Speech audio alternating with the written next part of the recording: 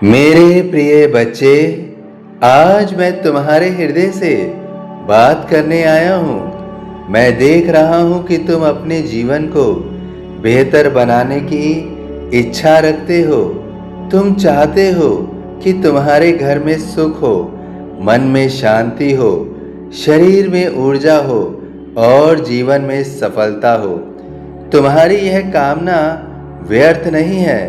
मैं तुम्हारे प्रत्येक शुभ संकल्प को देख रहा हूँ और उसी दिशा में तुम्हारे जीवन को आगे बढ़ा रहा हूँ। केवल तुम्हें इस वीडियो को अंत तक पूरा सुनना है। तुम बार बार यह सोचते हो कि खुशहाल जीवन केवल धन, पद या प्रसिद्धि से बनता है, परंतु मैं तुम्हें आज एक गहरा सत्य बता रहा हूँ।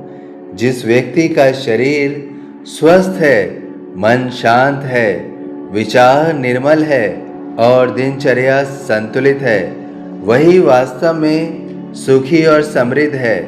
यदि शरीर साथ छोड़ दे तो संसार का कोई भी सुख आनंद नहीं दे सकता।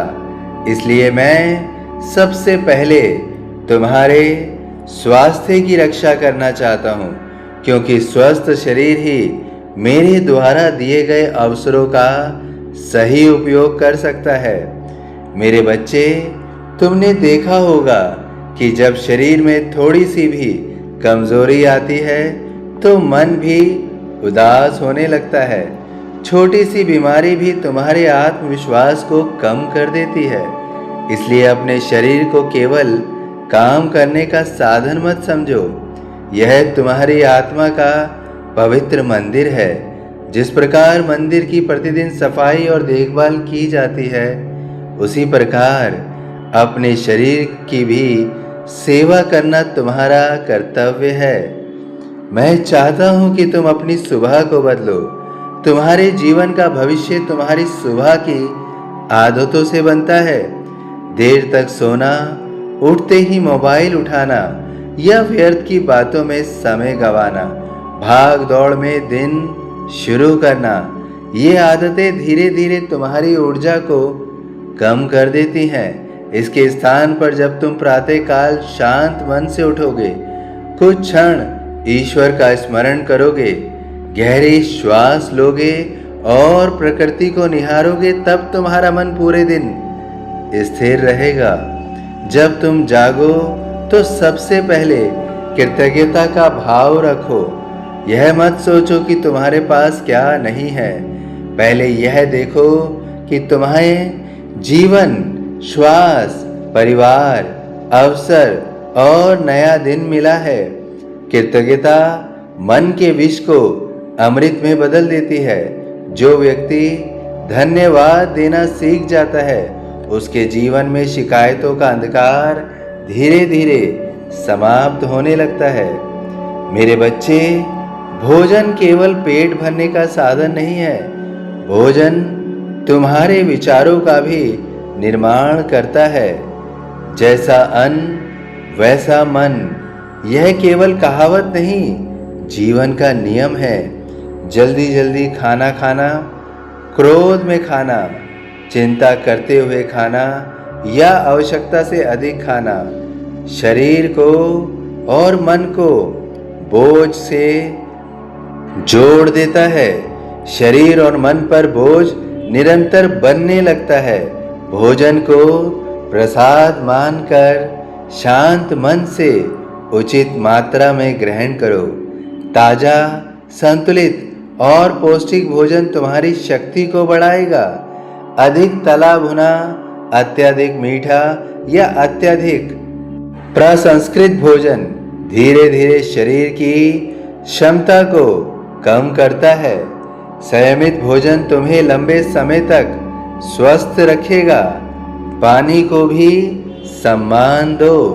दिन भर पर्याप्त जल पीना शरीर के लिए अत्यंत आवश्यक है। जल केवल प्यास बुझाने के लिए नहीं, बल्कि शरीर की प्रत्येक कोशिका को जीवन देने के लिए। जिस प्रकार सूखी धरती वर्षा से हरी हो जाती है, उसी प्रकार शरीर भी उचित जल से स्फूर्ति प्राप्त करता है। और स्फूर्ति प्राप्त करना कितना आवश्यक है ये तुम भली भांति जानते हो। मैं चाहता हूं कि तुम प्रतिदिन अपने शरीर को चलाओ। केवल बैठे रहने से जीवन नहीं बदलता। थोड़ा चलना, योग करना, प्राणायाम करना, सूर्य के प्रकाश में कुछ समय बिताना, ये छोटे छोटे प्रयास तुम्हें बड़ी बीमारियों से बचा सकते हैं। याद रखो, शरीर जितना सक्रिय रहेगा, मन उतना ही प्रसन्न रहेगा। आलस्य धीरे धीरे शरीर को कमजोर करता है, जबकि नियमित गतिविधि उसे नई शक्ति देती है। मेरे बच्चे, पर्याप्त नींद भी उतनी ही आवश्यक है जितना भोजन। देर रात तक जागना और सुबह थकान के साथ उठना तुम्हारी कार्य क्षमता को कम कर देता है। समय पर सोना और समय पर उठना तुम्हारे शरीर की प्राकृतिक लय को संतुलित करता है। जब नींद पूरी होती है तो निर्णय लेने की क्षमता बढ़ती है, मन शांत रहता है और शरीर स्वयं को पुनः सशक्त करता है। मैं तुम्हें एक और महत्वपूर्ण बात बताना चाहता हूँ। केवल शरीर का स्वास्थ्य ही पर्याप्त नहीं, मन का स्वास्थ्य भी उतना ही आवश्यक है। यदि मन चिंता, ईर्ष्या, क्रोध और भय से भरा रहेगा तो शरीर भी प्रभावित होगा। इसलिए प्रतिदिन कुछ समय मौन में बैठो, अपने भीतर झांको, ध्यान करो, गहरी श्वास लो, मेरे नाम का स्मरण करो। यह अभ्यास तुम्हारे मन को हल्का करेगा और तुम्हारे भीतर नई ऊर्जा का संचार करेगा। क्रोध को अपने ऊपर शासन मत करने दो। क्रोध सबसे पहले उस व्यक्ति को जलाता है जिसके भीतर वह उत्पन्न होता है। क्षमा का अभ्यास अवश्य करो। जिसने तुम्हारा बुरा किया है उसके बुरों का विनाश तभी होगा जब उसका समय आएगा। उसके कर्मों का न्याय समय करेगा। तुम अपने मन को विष से मुक्त करो। क्षमा कमजोरी नहीं, सबसे बड़ी शक्ति है। मेरे बच्चे, अपनी संगति पर भी ध्यान दो। जिन लोगों के साथ तुम अधिक समय बिताते हो उनका प्रभाव तुम्हारे विचारों और व्यवहार पर अवश्य पड़ता है।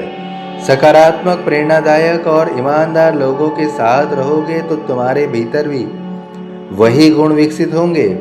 नकारात्मकता फैलाने वालों से दूरी बनाना भी आत्मरक्षा का एक रूप है। अपने घर के वातावरण को प्रेम से भर दो। परिवार के साथ बैठकर भोजन करो, एक दूसरे की बातें सुनो, सम्मान दो और समय दो। केवल धन कमाने वाला व्यक्ति सफल नहीं कहलाता, बल्कि वह सफल है जो अपने प्रियजनों के साथ स्नेह और विश्वास का रिश्ता बनाए रखता है। घर में प्रेम रहेगा तो बाहर की कठिनाइयाँ भी छोटी लगेंगी। समय का सम्मान करना सीखो। जो व्यक्ति समय का मूल्य समझता है वही अपने जीवन का मूल्य बढ़ाता है। हर दिन कुछ समय सीखने में लगाओ। कुछ अच्छी पुस्तकें पढ़ो, नया कौशल सीखो या अपने अनुभवों पर विचार करो। निरंतर सीखने वाला व्यक्ति कभी पीछे नहीं रहता। अपने जीवन में स्वच्छता को सदैव स्थान दो। केवल घर की नहीं, अपने विचारों की भी सफाई करो।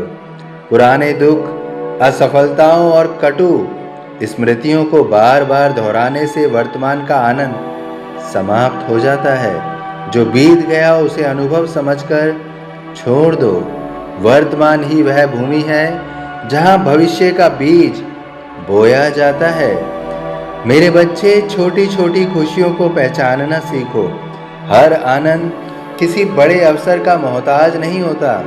एक मुस्कान, किसी की सहायता करना, प्रकृति को देखना, माता पिता का आशीर्वाद लेना, बच्चों की हंसी सुनना, ये सब जीवन के अनमोल उपहार हैं। जो इन्हें पहचान लेता है उसका हृदय सदा समृद्ध रहता है।